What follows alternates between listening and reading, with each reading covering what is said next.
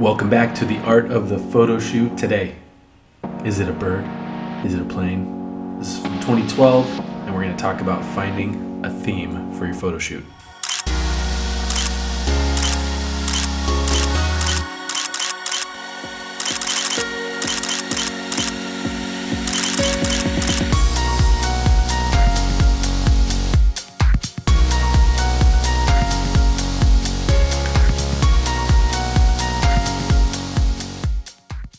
Hey everyone, this is Greg, and today for the art of the photo shoot, we're going back to 2012. It's a bird, it's a plane. Now, this is one of the more eye-catching, spectacular looking photo shoots, and that's because it is heavily themed with this bird theme that we have going on. I'll give you a little background here in a moment, but I want to say this first. I came from a culture and a region where we didn't do the themed birthday parties the way some people do.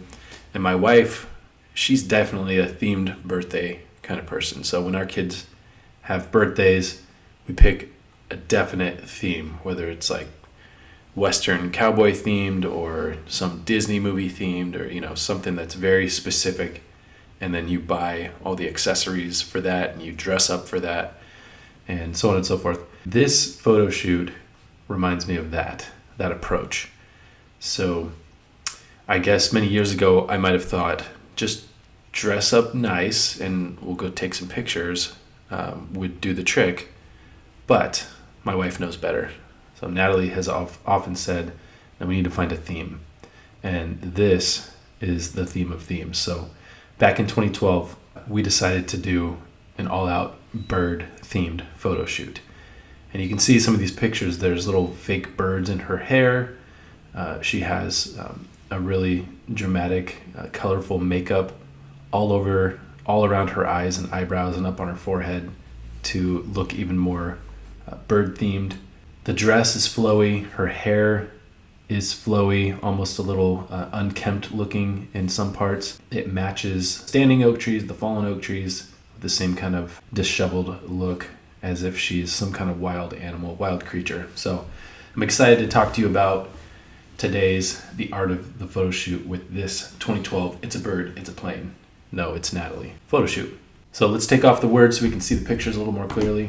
Probably took 150 pictures for this photo shoot, and what you're seeing on the screen now is the top 10. So we're going to consider these 10 and hopefully nail it down to best shot. Spoiler warning for the end. We actually won a photo contest with one of these pictures.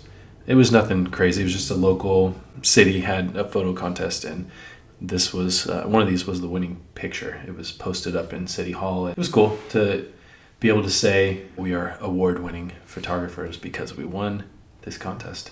So anyway, looking at these 10 pictures, I'm going to zoom in and analyze what we got going on. So we'll stop on the top left here. Yeah, there you go. This is a great picture to start with because you can see clearly the whole theme going on. You can see her face clearly.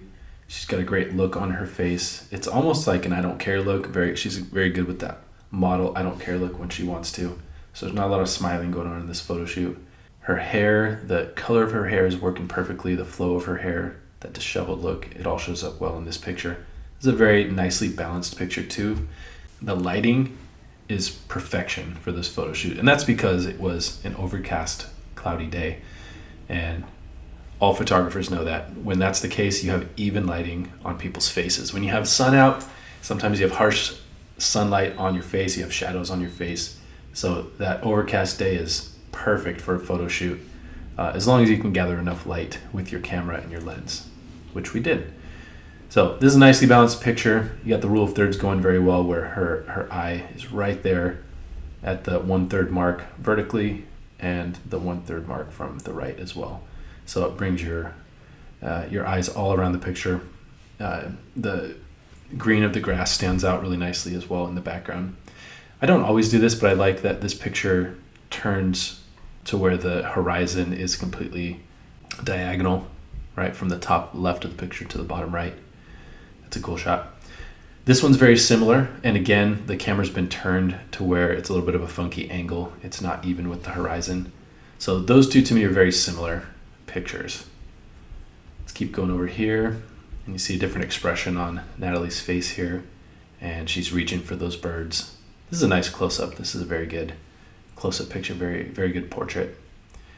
Go over one more, and then we're zoomed out a little bit, and we have a little bit more of a landscape situation. So she's up against an oak tree. If not a fallen oak tree, it's at least a low to the ground branches. I can't remember. She's got a great pose going with her arms flowing off and one going behind her like that.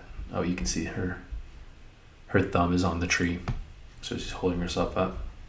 Very cool picture. Not as much color in that one, of course. There's a little, the green of the grass stands out on the bottom. Other than that, it's just her blue dress, and everything else is very muted in color. Next to that, definitely have more poppy color with the green grass. I like the way that grass looks in this. Very nice. Her dress has a cool flow to it as well. She's again reaching for her head. You can see that there's a little bit of a wind going on because her hair is blowing in the wind. Let's go to the bottom, work our way from right to left this time. This is similar to those first two pictures. Just a close-up of her sitting down in the grass. A diagonal shot again with the horizon. Next to that, this gives me some Dia de los Muertos vibes for some reason. I don't know, something about her lips and the painting on her face, and the expression, of course, as well, and also the hair. A lot of Dia de los Muertos vibes going on there. It's cool. That wasn't really the vibe we were going for, but that's what I see in that picture. This one looks a little bit more exploratory. It's similar to the one up here, but a little more exploratory, like she's exploring, thinking about getting up in the tree, which makes sense with the bird theme. This one's nice as well. Again, very similar to the other one on top. And here's a really nice close-up. That's a fantastic picture too. I'm going to compare that one to this one. And I think between the two of them, man, that's really great. Look at, that's a really crisp picture that absolutely nailed the depth of field in focus on her eye. And you can see that this eye, which is a little bit further away, is starting to just get blurry. So I think I shot this with, I could look at the metadata, but I think it was the 2470 medium range zoom lens by Canon. So you can get the aperture down to 2.8. That makes sense. It was probably at 2.8 for this picture. Their nose is in focus, eye in focus, lips in focus, but then this eye is starting to get a little bit blurry. So that checks out. But between those two pictures, this one's just got that look. You can see that I didn't, oh no, I did. It did nail it. That's the same focus. Often when I'm shooting, I put the little autofocus, the red box, right on the eyeball and try to hit that whenever I can. So this one, you have that same effect. That's a very nice picture too.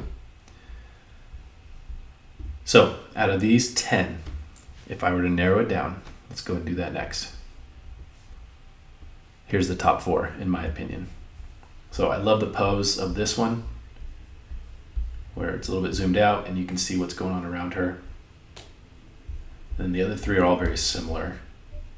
So there's a vertical picture of her, and the edge of the picture cuts her off at the top and on the right of her hair. And these other 2 is just a classic portrait here. And then another one of her sitting down, kind of a diagonal look here. Yeah, that's a tough call. I think out of these 4, let's look at them together again, a little bit bigger so we can see them. I think if I were to eliminate one, it's got to be this one. It's a cool picture, but I don't see her eyes. And to really capture the bird theme, these close-ups are working a lot better for me. Now that I see them all together, the far left and the far right are very similar pictures. I guess it really comes down to, I mean, even the framing is very similar. It comes down to her facial expression. There's something about this one on the right that I'm not loving. Maybe it's even the skin tone is a little too not warm enough, I suppose.